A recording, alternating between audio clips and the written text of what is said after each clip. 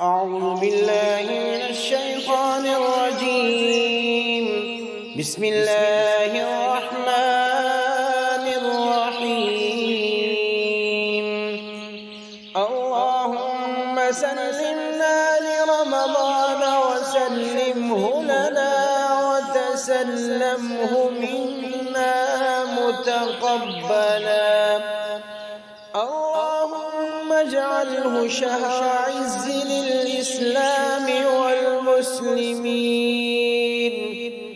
اللهم اجعله شهرا للنصر والتمكين للإسلام والمسلمين